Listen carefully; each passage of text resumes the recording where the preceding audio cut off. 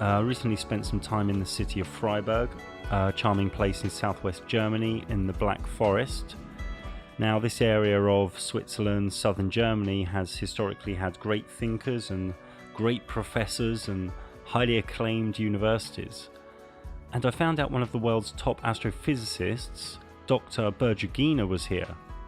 She is looked at as a world expert in how the universe works and in exoplanets. She does TED Talks and is well known in astrophysics circles. Out there in the universe. And the Earth is just one of them. In this universe, we are really tiny. We put Earth in the center of the universe. Then we realized something wrong with it, so we put the Sun in the center of the universe. Again, it was a little mixed. We put Milky Way in the center of the universe. Not so bad. And we found out in the end that there is no center of the universe. Our planet is just a single blue dot among billions of other stars and billions of other planets. We use these plants as prototypes of photosynthetic organisms in the universe. And then we build models for alien lives, how they could look. And when we puzzled with this question, how aliens can look like, we actually find answers in the backyard. When we detect life on other planets, we will understand and learn that we are not alone. And we are not special. I wanted to interview her, but how? I thought about it and I created an alias, David Howard from Oxford University Media Society, and created some online material supporting this front. After some well thought out, tricky and delicate emails, I got the appointment, and with the backstory that I was collecting information for young students at Oxford. As I waited in the lobby of this advanced university astrophysics centre, I could see that this was a business, with funding, hierarchy, secretaries, etc. Now, before we get into the interview, for those new to the channel, know that gravity is just a theory, and my blog in 2015 explained the errors with gravity, and that it can be explained away by density and buoyancy. This blog had over 50,000 views, with not one person debunking it. Also worth knowing is that in 1931, a book called 100 Authors Against Einstein was published in German, and is in the description. This shows 100 scientists stating Einstein was leading science into pseudo-mysticism, abstraction, and speculation. It was crushed by mainstream science. Also know of the Dunning-Kruger effect, a cognitive bias in which experts mistakenly assess their cognitive ability as greater than it is. It's related to the cognitive bias of illusory superiority, and also comes from the inability of people to recognize these experts' lack of ability. Obviously, in this interview I couldn't say what I really wanted to early on, as I didn't want her to walk out. I wanted her to cover more subjects and get more answers. So take a seat and buckle up, and this gets more interesting as it continues, and presents a big key, one the truth community has needed for a while. Okay, let's play. Yeah. Okay. And this doesn't go to unedited somewhere. You will edit this? Yeah, somehow? sure. You can swear or go to the toilet or whatever, it's fine. Okay. Sure. Hello, Dr. Bergigina. If you could just spend 1 minute or 30 seconds explaining who you are and what you've done. Yeah, so I grown up in Russia. I fell in love with astronomy, first with physics and then with astronomy. And I realized that I want to understand the universe. I cannot live on Earth without knowing what's above my head. I just felt like I need to know. I went to the university, studied astrophysics and mathematics, lots of programming, because when we were studying astronomy, we were told that astronomy is not just science by itself, it's very interdisciplinary. So to be an astronomer or astrophysicist, you need to know physics, mathematics, programming, and I must tell right now, lots of social skills. Yeah, sure. Great. I've got a few questions for you, mainly going to go to teenagers. They're probably questions you don't hear often, or you probably heard when you were a lot younger. The first one I'm going to ask is, it is said that a spinning atmosphere has no border, there's no physical border between spinning atmosphere and the vacuum, and the atmosphere gets less pressured and becomes the vacuum of space. At what altitude would you say that the atmosphere stops spinning? So gravity, they say, pulls the air molecules to the Earth, but there's still some atmosphere molecules higher up. Yes. At what altitude would you say these atmospheric molecules stop spinning? Well, this is, I would formulate this question that, yes, okay. So the atmosphere spinning and gravitation forces for molecules, these are two kind of different, let's say, forces, yeah? So the spinning allows molecules to escape, actually, at certain heights, yeah? Okay. So they can spin and escape at some point. They escape through collisions also. There's the additional forces, they collide. So they collide with each other, or yeah, with parts of the vacuum? With each other. Okay. So in order to understand when the atmosphere ends, kind of, yeah, not like having a sharp border, but what we call atmosphere below and no atmosphere above. Yeah. Actually, there's another term called exosphere. Okay. It's nothing to do with exoplanets. Yeah. It was terminology before exoplanets were discovered. It's called exosphere. So that part of the atmosphere which escapes. So below that part, the atmosphere, if it exists, it's called atmosphere. And it's spinning. And it's spinning and colliding, molecules colliding. But above, the density is so low that they can escape because they cannot collide. They don't collide anymore. And what happens to those molecules of atmosphere that escape into the vacuum of outer space? Oh, they go on a cosmic journey. Okay, and they stop spinning with the Earth. Yes, they don't belong to the Earth anymore. Okay. Yes. Is there a set altitude, distance, where that happens? Yes, of course. It is defined by density of the atmosphere, the gravity of the planet. But for the Earth, I have to look up. If you want me to look up, I look up. No, that's fine. I don't know that number. I know that the density falls off exponentially. Yeah. So I actually cannot say. I mean, we tell that the space starts approximately, let's say, at 100 kilometers, above 130 kilometers, something like this, that you can go on an orbit. I mean, this spinning means like the body spinning around the Earth means that it's orbiting Earth, yeah? Okay. So even if we put a satellite at 200 kilometers, it's still orbiting the Earth, even though it is not in the atmosphere. So we put satellites at thousands of kilometers above, and they're still spinning around the Earth. They're still in low Earth orbit in this model. They're still on the orbit. They're still spinning around. Would they still be colliding with molecules of the atmosphere? Yes, they will. If there are, yeah. Okay. At that height, yes. Okay, great. So everything is spinning around. All the also space junk, what we call, all this. Yeah, I've got a question on that later. Okay, good. Okay. So everything is spinning, and my terminology it's orbiting. Astronomy terminology it's really orbiting the Earth at very large distances. Moon, 400,000 kilometers, is still orbiting the Earth. And this would also collide with escaped atmospheric molecules from the Earth? Yes, and it also collides with the escaped molecules, and not molecules in this case, but more like particles and atoms from the sun. Okay. Which is called solar wind. Okay. Yeah. Okay. It's like hard to, I mean, the atmosphere definition is that, okay, when the molecules can escape, the atmosphere ends. You have to look up this number, for the Earth, I don't know. But it's kind of arbitrary and it's kind of hazy. Yeah, exactly, it's just escaping.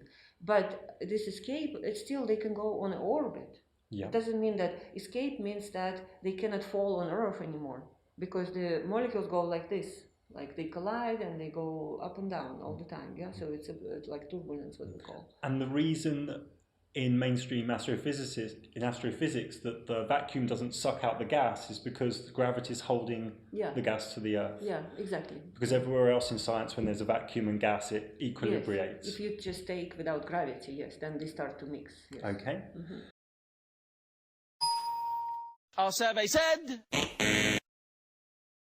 On to the next question. It is written in astrophysics that the rotation of the Earth is due to, we can't feel it because of constant velocity. Now, one astrophysics guy I met, he said there are two constant speeds. Let me show you this. Yes. A bit like this fairground ride. Yes.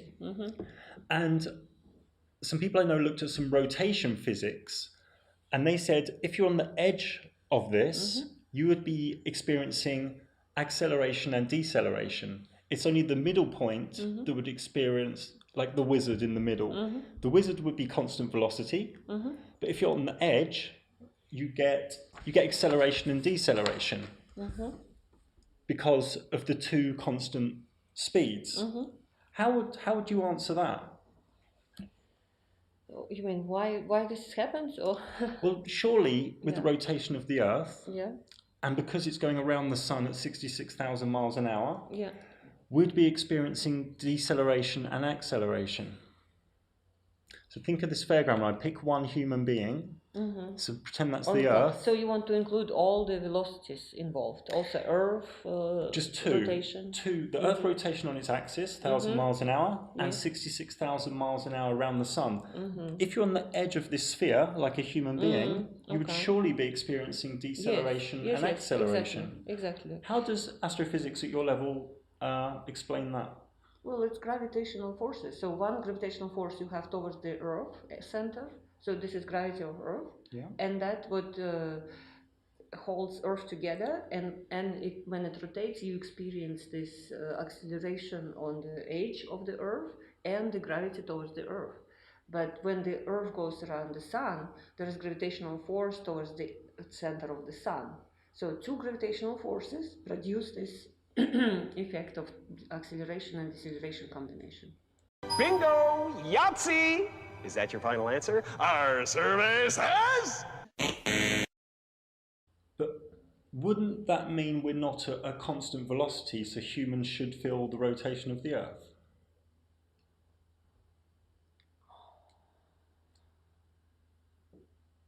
That is interesting. It's an interesting one.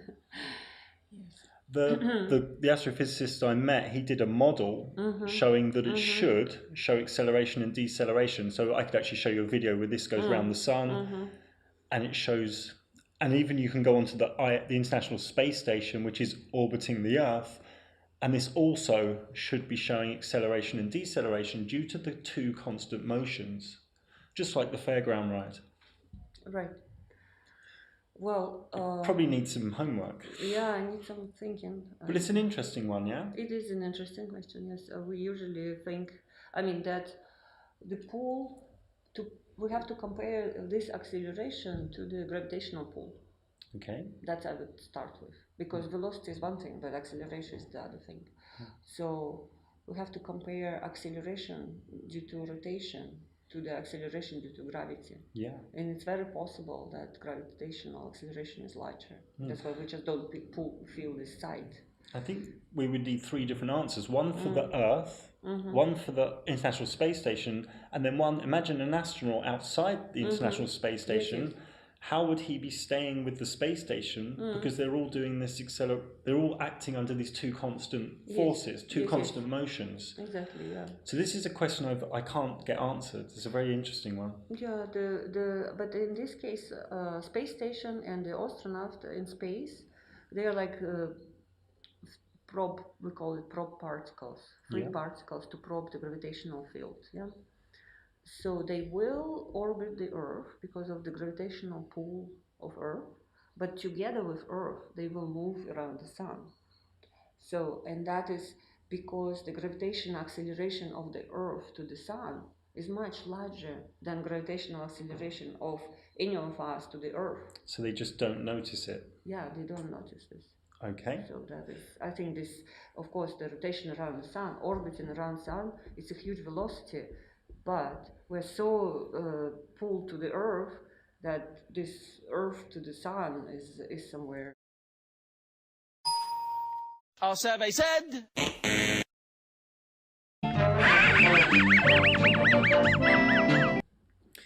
Yeah. In the 1700s, on the same theme, James Bradley did an experiment which was redone in 1871 by a G. Airy. Obviously, this is a long time ago. And also the Michelson-Morley experiment in 1887. All these detected no rotation of the Earth. It's a bit of a silly question. No, they detected no ether. No ether. Yeah, this is. I've read this. Yes, no motion of the Earth with respect to the sky. Motionless ether. That's the measurement. So they disprove that there is ether. Okay. Yeah, this could be interpreted in many ways. So, what scientific method, instrumentation, or experiment would you say proves the Earth is rotating? What would be your first, number one, best proof if you were doing a lecture? That we see sunsets and sunrises, Okay. moonsets and moonrises. Yes.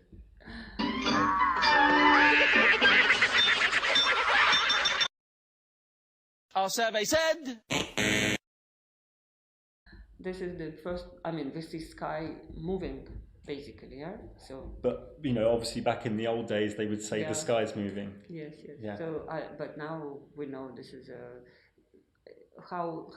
I mean, if we understood that we are humans. Yeah, not us.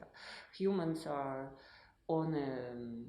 Not in the center of the universe, if you take this Aristotle system, like we are in the center of the universe. It's funny because the Planck probe in 2013 did say we are the center of the universe. I don't know if you ever studied that experiment. Yes, Planck, well, I don't know why they said it.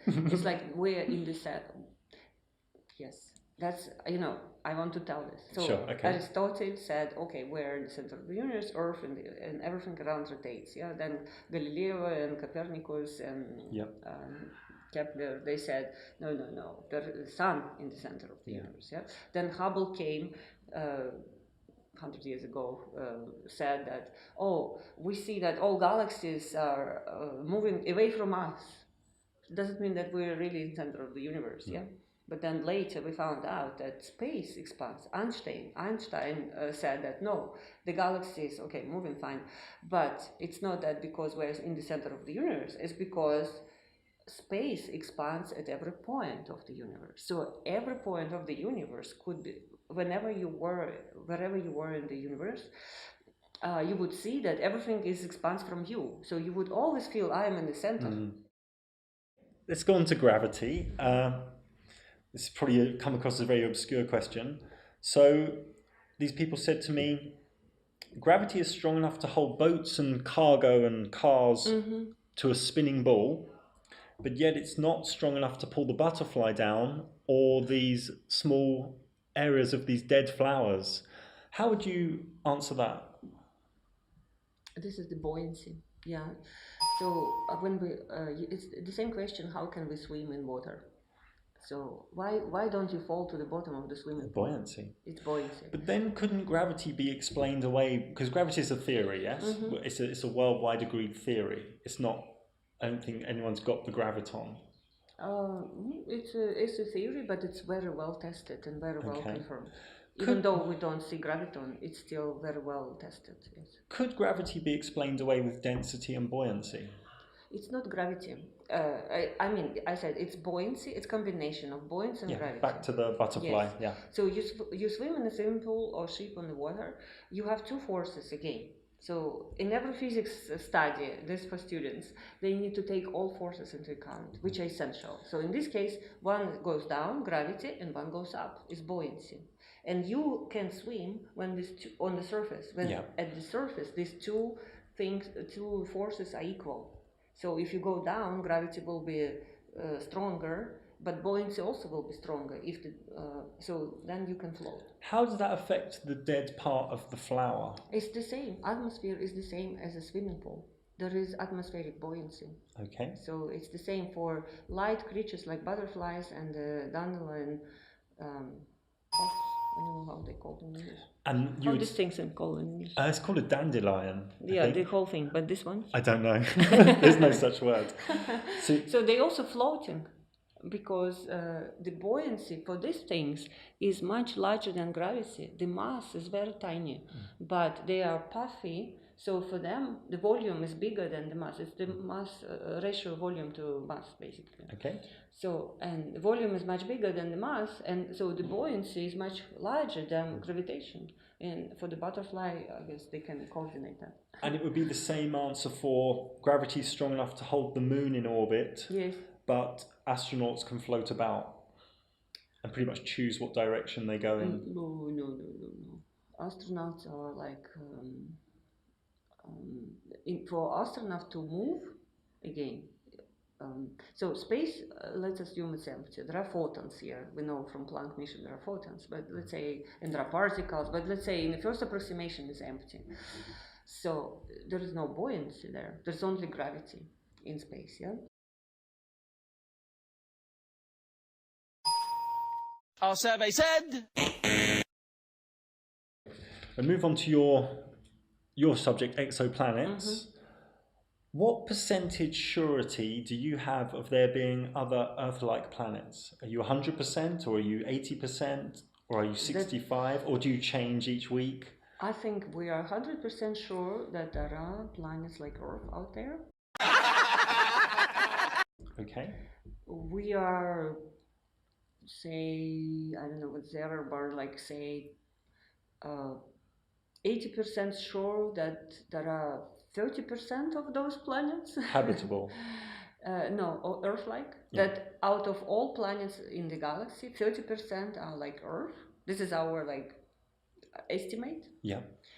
But we're 100% sure they're there. It's just the question now in this science: how many and how close they are to the Earth. So that is the questions. But this question, if they're there, we already solved. It's there. Okay. With these people I was speaking to, let's pick the TRAPPIST-1 system, the one that got into the media. This was the image, and I believe with photomy and other ways of measuring, I think you measure the brightness, the electromagnetic spectrum, and spectral changes. Then this turned into this colourful planets with volcanic activity, water content. How did changes in electromagnetic activity and spectral activity and brightness, such as the image in the bottom left, how does this turn into all this information about volcanoes and water and size and atmosphere? These are just models. All these pretty pictures of exoplanets, they are all artist impressions. Sure. Yeah. Do you think that's misleading to the public? Yes, I do.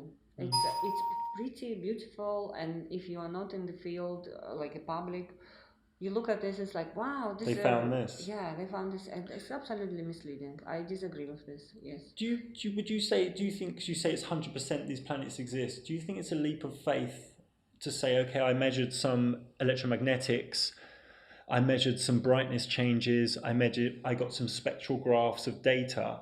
Do you think it's a leap of faith to say these are habitable Earth-like planets?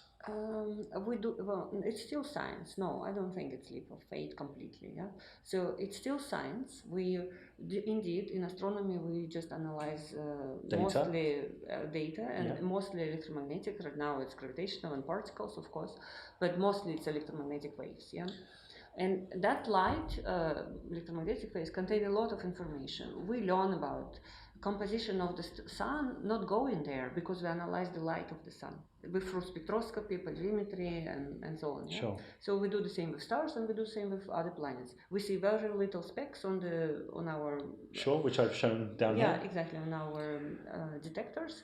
But we can analyze this to get chemical composition, for sure, and we detect water, and we say, yes, look, there is a signature of water. We know that signature in the spectrum is water.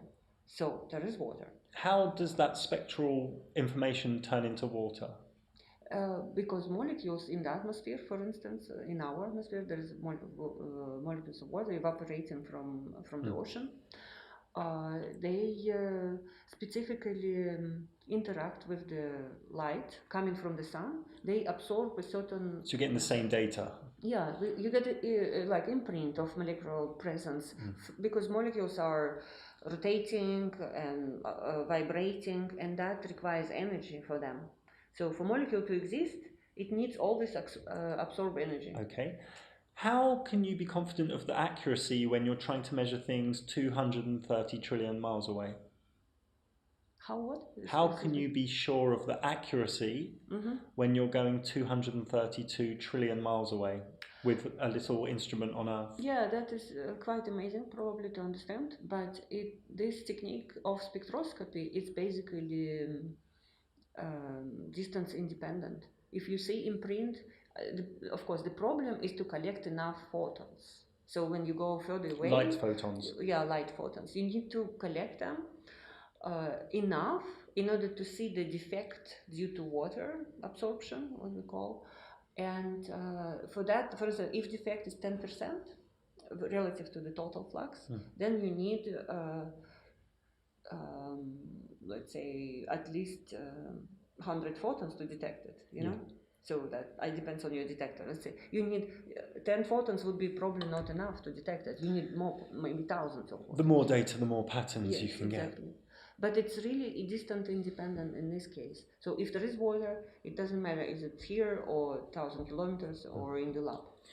So what would be your number one proof? You're at a dinner party, someone says, what's your number one proof, scientific method of Earth-like planets existing in the galaxy?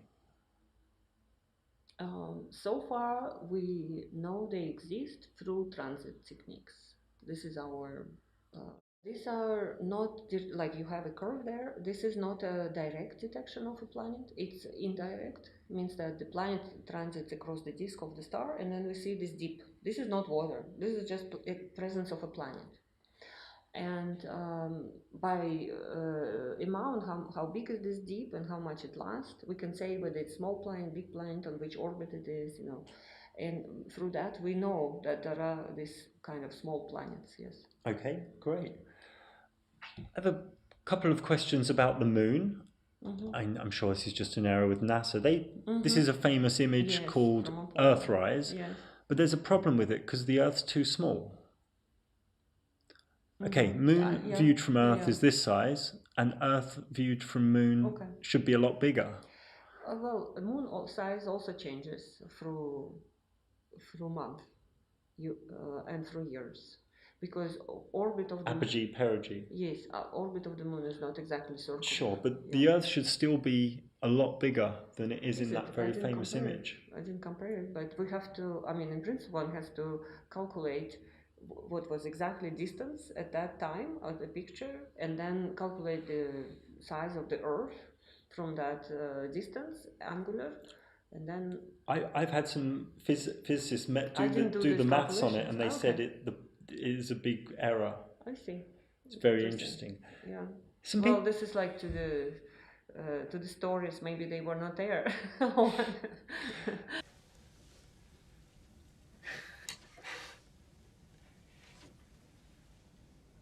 This is interesting. Some people I know were measuring the moon. They're interested in space and the sky. The moon was photographed at the same time in Australia and Florida. How would that be possible? How's that possible?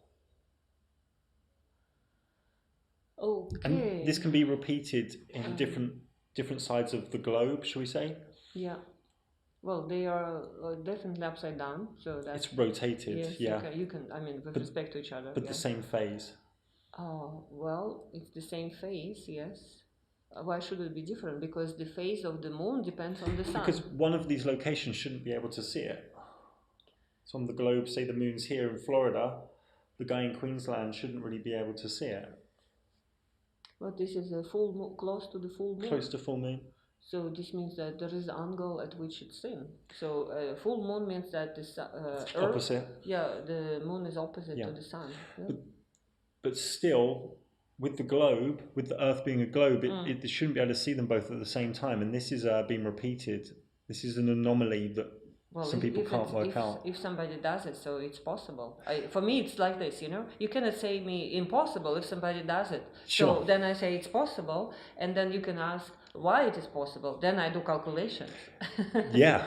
So I would say you cannot argue. If this is not a fake news. I can verify this. You know, if it's not a fake news, yeah. then you have to say, okay, interesting, it's possible. I would like to understand why, and then maybe it's possible only a few times a year. You know, It could be done daily. Daily, okay. Even then, with then just it's, after new moon. Then it's fine. You know, then it means that moon is far enough from Earth that in a full, close to the full moon, yeah, you can see it like from the front and from the edge. But in the model, there's a model software called Celestia. Yeah. Yeah, you know Celestia? I don't know. Yeah, there are many. It's a mod. Yeah, there's many. Yeah, It's a 3D model of the solar Yeah, system. When you put this date and time in, you shouldn't be able to see the moon from both places. So there's a problem somewhere. So probably model is wrong. I'd say. This is for me, as a scientist, we're always like, okay, there's a puzzle, there's observation, which is true data, and there's a model which cannot confirm the data. Then I'm sorry, the model is wrong. So you would say direct experience is the king. yes, I absolutely. agree with you. Absolutely. Yeah, I totally agree with you. If this is possible, like you, The data has to match. yeah, the then the model observation. is wrong. Then your program probably Because that's science. Yeah, exactly. Yeah. Okay, with the moon, it does this other strange thing. On a solar eclipse, you know, where Yes. coincidentally the sun and moon appear the same size, which we're saying is a coincidence, yeah? The moon does a shadow on the Earth, yeah? Now this shadow is 100 miles wide. Yeah. This is the only phenomena in our experience here in this reality where the shade is smaller than the object casting it. So you can do 1 million experiments with shadows. The shadow's never smaller than the object casting it. And here we have the moon, it shrinks its shadow. The people I speak to just can't work out why this can be. It's something I can't get my head around either. Because it should be this is thousands of miles. This is a parallax. Yeah, so this shadow in the toy is long way from the light. Okay, the shadow is decreasing. No, it's not. It's always the same size. It can't go smaller than the object casting it. It says tiny shadow. This word here should really say same size shadow. Yes, it can. If you do it from the top, then the shadow is very small. There's another image somewhere. So think of sun and clouds. The clouds will always cast a shadow bigger or the same size as the cloud.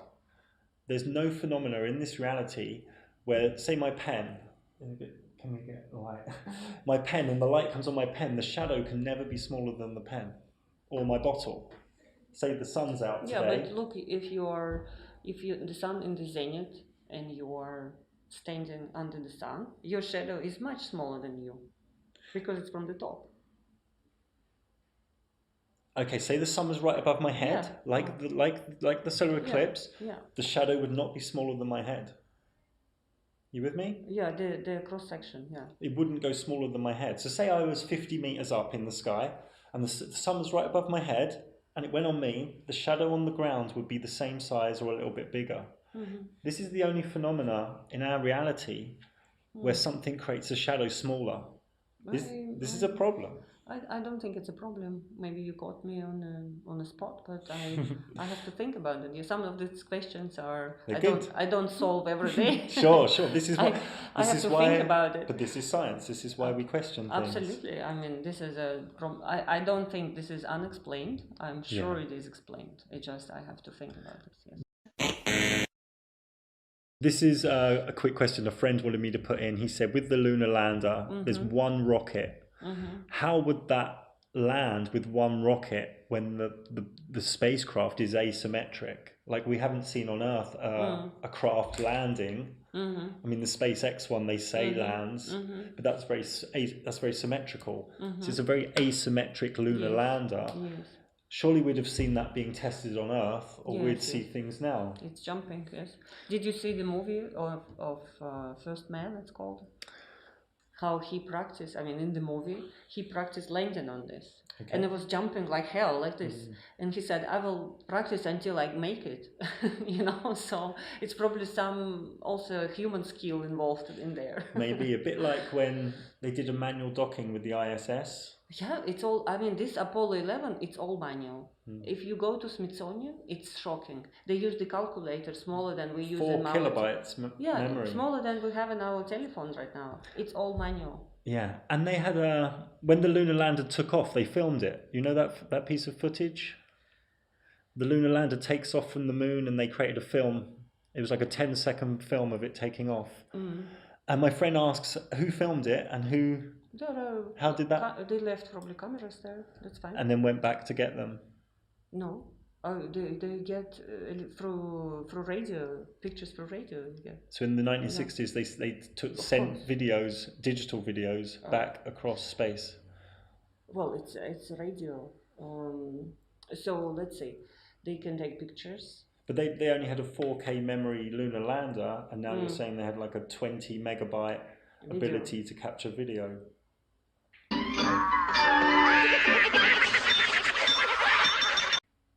This is a strange one.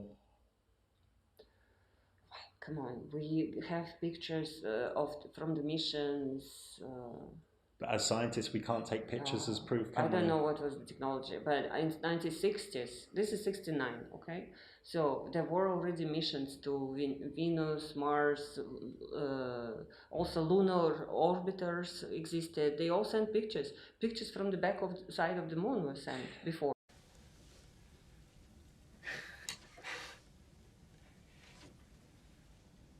I, as an independent journalist, I can't use pictures as evidence, because we can watch a film, a science fiction film, and they've got great pictures of space. No, you know? no, come on. Pictures is data. Pictures is data. So of course you can fake pictures. In our time, 21st century is unique. We fake everything. So I don't think in 20th. Well, of course you can fake also all the times, or in 15th centuries as well. But if somebody, I mean, this is unethical again, yeah. So, I mean, first approach should be like, okay, you have picture, this is data. I look at it. Yeah. And if I have questions, I will ask, how did you get this data? Yeah. And the person who claims that this is a data, he has to provide all the materials. That's true. Prove that this is real data. That's true. And with the moon mission, they said 2 years ago they've lost all the data. You remember that? They said they've lost all the data. Because some people went to say, oh, can we study the data? Because they had some questions, like I have. And they said, oh, we've lost it all. Can't find it. This is also, this is another force called government, okay? Things get a little shady sometimes. Yes. Sometimes governments want to hide things, we know this. And they can say we lost it instead of sharing them, for instance. I don't know. I looked at pictures of the lunar orbiter, for instance, of the surface of the moon, and there is clearly landing sites there. You can tell me that, oh, that picture was faked, and that's why when you look at the data, the landing site is there. You can tell it's possible, yeah, that somebody faked that. But it's also, then, of course, in this case, I can say, all right, some data faked, what can we trust here in this universe? You would say it's healthy to trust photos and images from bodies like NASA? Well, what can we trust then? I don't know. I mean, if we question everything, then we end up crazy, maybe. Yeah, we should hold on something, And NASA, I think, safeguard its reputation. I would say, trying very hard. And all of us, all scientists do that. But when the government is involved, I don't know what happens. So that I can imagine that there are forces saying like, we don't want you to share this data. Sure. And then the scientists are constrained. Yeah. And then you can call it unethical from our outsider point of view. But for those people who work there, this is maybe a threat of life, Sure. And so it's a controversial thing. Yeah, because NASA is a government agency. Yes, exactly. So I don't know what they hide. I cannot prove or disprove because I'm an outsider. Sure. Two questions about the space station. I think a year ago they had some cracked glass on the space station due to space debris. This was put all over the internet and mainstream media, but yet they still did spacewalks a week later. Would you think that's a bit dangerous to do if you're getting the screen cracked by space debris? Surely if you're an astronaut, you'd be like, hey, I'm not going out there next week because my spacesuit, I'm going to die. There's a good chance of dying. Well, this space debris is tracked is being tracked. Not everything is known, but there are telescopes on the ground which tracking these little specks in the space and calculating their orbits. There are catalogs of this space debris, and they are like not homogeneously distributed all over. There are like packs of them, like in that, remember the movie Gravity again, like they say, oh, it's coming, you know, like this is space debris from particular mission, and it's true that they are distributed unevenly. So there are some dangerous times and there are not so dangerous. Do you think they're just brave astronauts? Oh my God, it's another force. You have to do things, you know, it's your job. And of course, I'm sure the government takes all possible care that people are not damaged there. But if it's a job, you just do your job. Yeah. You given the order, you do your job. You know, well, I think this is military style. Yeah. Going on to something a bit interesting here. This is recognized all around the world as the spherical trigonometry of the curvature of the Earth, yeah? So, do you prefer kilometers or miles? I prefer kilometers. Okay. So, if we were to look, let's try and make this brighter. If we were to look 50 kilometers, there should be 195 meters below the curvature. It's 195 meters drop. Does that make sense? So if I walked in a straight line 50 kilometers, I would have dropped. Okay, because of the curvature. Because of the curvature of the Earth. This is, how much is that? 195 meters. Okay. Yeah? So for 20 kilometers, there will be 31 meters drop. Okay. This has been verified through universities and astrophysicists. What if I told you I knew some people who, over 4 years, have done about 50 to 100 experiments, and they can see lighthouses and have done laser tests over between 30 and 60 miles. So like a laser hits a mirror across a long lake, like Lake Constance, near Constance, near here, and seeing things like Chicago's skyline from across Lake Michigan from 50 miles away. And they factored in the height of the person and all the maths, and that these people actually cannot find the Earth's curvature. For instance, I didn't understand what they say. For instance, I have a video here. I just want to show you some tests. So this guy has done some tests. Where are they going to be further on? And there's many using the P900 camera. Have you heard of this camera? It's 86 times zoom, and it's only come out recently. These people have done tests over 10 kilometers, 20 kilometers, and they can see torches, mirrors, lasers, where they've done the maths and it should be 10 meters below the curve or 20 meters below the curve. And this is getting really strange really quickly. He's saying here, he's done the maths, so I verified some of it, so this should be 21 feet below the curvature. This is only over 7.53 miles, so this is 10 kilometers, let's say. He's factored in the camera height, and there are curvature calculation tools, and he's seeing lasers and mirrors. And there are people I know, especially in America, who are doing loads of these tests, and they can't find this curvature. What would you say to these people? They have to take into account the height at which they stay. They are. And the height of the mirrors. They are. Even if it's 50 centimeters, they're putting that into their calculations. How do they measure the height of their own height on the Earth? They have to know it very precisely. If they want to measure 20 feet. Sure. What they do, they're actually generous. So say they set up a tripod at 1 meter, they actually put into the calculations 2 meters. No, I mean height, like relative height of you, because Earth is not really round, it has bumps. That's what I mean. How do you take bumps into account? There's an oil rig one. This one's quite far. This is like 20 kilometers. You have to take the profile of the Earth. So you're saying saying they're just finding a. So this is really interesting. This is 3 oil rigs, and the furthest one is 26 miles away. You shouldn't be able to see it. I mean, we can say the Earth is flat in some places and more curved in others, but these guys have done so many tests. This is 26 miles away, and the horizon's behind it. Now, they say in mainstream physics the horizon's 12 miles away. With this new camera, the P900, they're seeing things 20, 30, 40 miles away. And this is getting pretty crazy. I don't know. This is again like the facts you bring. I don't know what these people doing. First of all, They're testing stuff with their eyes because they don't trust the governments. These people. Oh, Jesus Christ! I don't want even to talk about this. I'm sorry.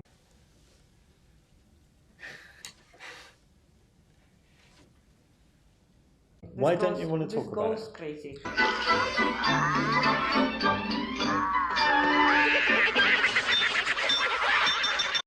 But this is science, right? You're a scientist. No, you're a scientist. I don't accept this. How can you not accept it? It's right in front of you. The oil rig's 21 miles away. No, I don't. I want to have.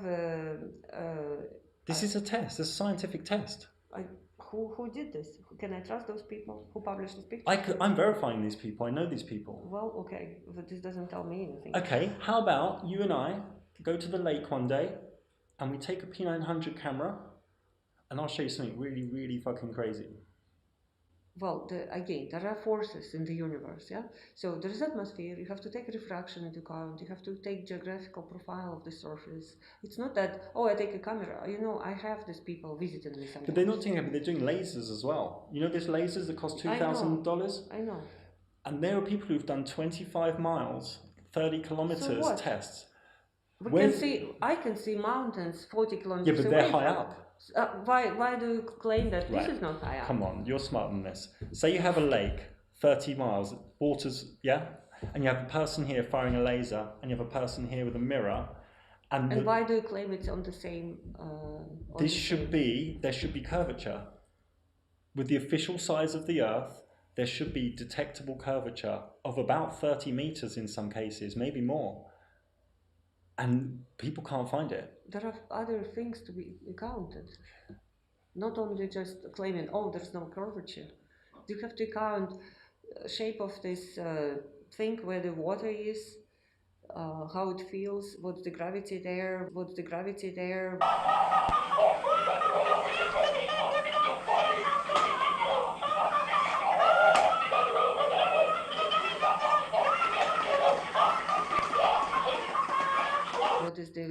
there will be the same as the gravity everywhere. Refraction of the atmosphere. But okay, there's a test where a guy went back every day and did the same test because of different atmosphere, different atmospheric haze. This refraction is on average always the same. But refraction can't make a human being jump up 30 meters. You can see light of the sun from below of horizon. Sure. This is like refraction, I understand this, yes. But what they did in one test, he proved that it's not refraction because there was a tree above the person here and you could see the tree and everything. He said, well, where does the refraction start and stop? You know, like a mirage. Okay, so for me, it's not science if somebody says it. But there's tests. We have, in science, we have a system. We don't believe everything what people say or what they measure. They are publishing results in scientific papers. There is always peer review to that. Sure. And if there are questions to the results, they have to provide all the data, all the measurements. And even if it's published, it's not, if it's just somebody published this and somebody repeats it and cannot reproduce it. This has been repeated. I could show you 50 different people. In which journal is published? I could tell you for a fact that mainstream science is really not happy with these people and is shutting them down. And I could tell you another thing for a fact. The governments and government websites are also not happy. What are you claiming? I'm just not claiming anything. I'm here to ask questions. No, I don't have any conclusions. That these results prove that Earth is not curved. I'm not saying that. I'm not making any claims and I don't have any labels. What I'm saying to you is this is strange. What do you think? I think these measurements have to be verified by scientists. It's like claiming but everyone's a scientist. UFO. No, not everyone. We are trained. We are trained as scientists. We are trained with the analytical skills and scientific judgment. Even if we don't know something for sure, we can judge based on the lots of knowledge of scientific facts. Okay. And not everyone can do measurement and say, look, I measured this. How do you prove it? I had one crazy person visiting me, taking pictures of dark places with the flash. And she was claiming there are these little dust particles which she sees on the flash picture. These are UFOs. Yeah, that's crazy. Yeah, that's crazy. okay, but this is the fact. Sure. She took a Sure. picture of the dust particles, scattered light, Sure. but her interpretation was, these are UFOs. But if 100 different people have done this test with this new camera, 86 times zoom, at lakes, all around the world, peer-to-peer, there's a place peer-to-peer in England, and they're getting the same results of missing curvature, that's scientific method, observable, repeatable, measurable. That's the scientific method. And you replying the word refraction isn't scientific method. It is.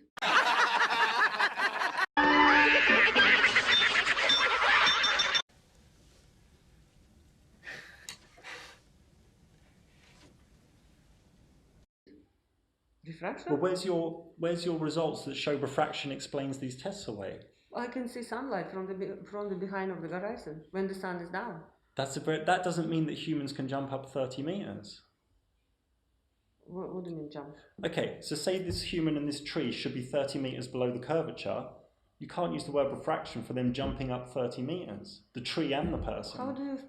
Why do you claim that your calculations are right? I'm not verifying right now. I'm pretty smart. And okay, I verified. Fine. I have to trust you. I see you first time. But that's what I say to you. I could send you some data for you to do some. Thank you. But that doesn't make you a scientist. No.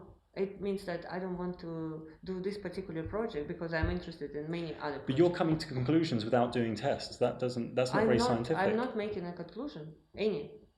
But as an astrophysicist, surely you'd want to look at something like that. No. Why not? I'm not interested. Why would that be? Because I'm busy with much bigger questions than this. And you think this is nonsense? I think it's nonsense. The detectable curvature. Yes. Our survey said... What would be your first reason for this being nonsense? Because it's proven curve is round. Could you show me the scientific methods experiment that did that? Oh yes, it's done in 2000 years ago. Which test was this? Is this the sticks in the ground one? Sticks in ground.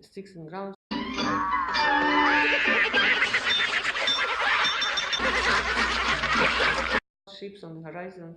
I could show you with this camera ships, they go over the curvature. I could show you them coming back. Okay. Reappearing. So it works? Huh? So it works in your case? What I'm saying is the human eye has a vanishing point in these tests. I'm not making any claims. I'm just trying to find things out. The human eye has a vanishing point.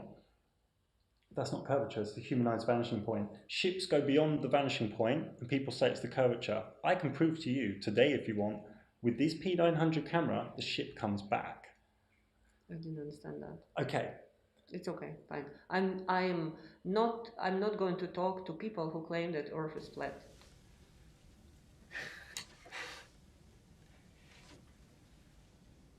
I'm trying to find answers to some very interesting things. It's just enough for me. It's enough of nonsense. That woman was coming to me 3 times and always. But you can't project her onto me. I'm a completely different person. I am sorry. Do you say this picture is the data? She claimed exactly the same. No, but this is the picture. This is video.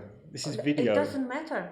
It doesn't matter. So if I showed you 1,000 videos... It's interpretation. Okay, if I showed you 1,000 videos of PhD scientists doing this, these aren't a bunch of idiots, these are scientists, a lot of them are PhD scientists. If I sent you 1,000 videos from PhD scientists doing curvature tests, you would still say it's nonsense. PhD science in what? Many different, some are civil engineers, some are all sorts of different things. Some are astronomers. Well, let them publish this. I want to read that paper. But when they publish it, do you know what happens? It gets shut down. Yeah, I want to read that paper. The paper's not allowed to get out there. You even put a video on YouTube, they turn it off. I'm not talking about this. This goes into a direction I don't want to talk about. But this is science. No. Because it's measurable, repeatable, observable. It's not science.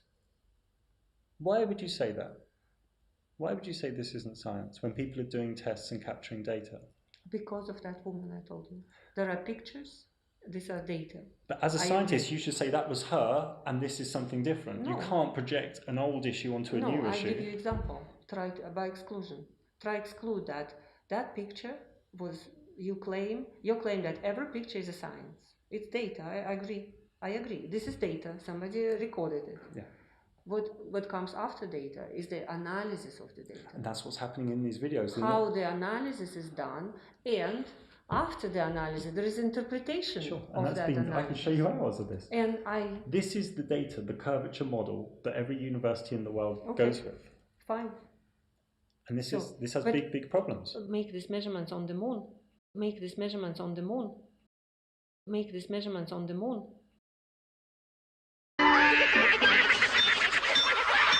How would we And get you to will the be- moon? They said they lost the data recently. And you will, no, go to the moon yourself. Go to the moon yourself.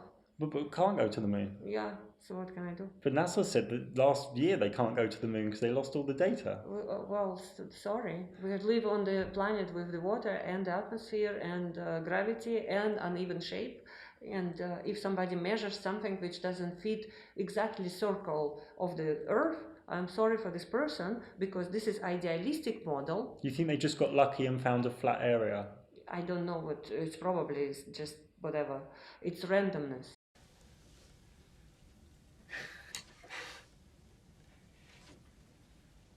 They have to make, in order to prove that Earth is flat, they have to take million measurements at million places. I would say there's about 500 measurements of lack of curvature that are very well done with calculations. It's your judgment. No, it's not my judgment. It's not my judgment. They exist. These tests exist. They are claims. No, they're they're tests. Claims. They're actually tests. These are claims. If they are not verified, these are just claims. But you're saying they have to be verified by the scientific community? Yes. What if the scientific community at a high level is just shutting this information down? Well, I can tell you.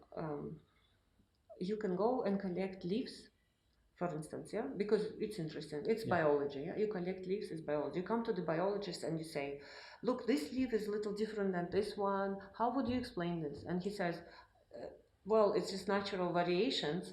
I'm not interested in this. And you say, oh, you are a biologist and you're not interested in this interesting thing. Why this leaf is different from that? It's biology, it's science, and you're not interested. These aren't like different leaves. These are the same, different tests of the same thing coming with the same results. That's highly scientific.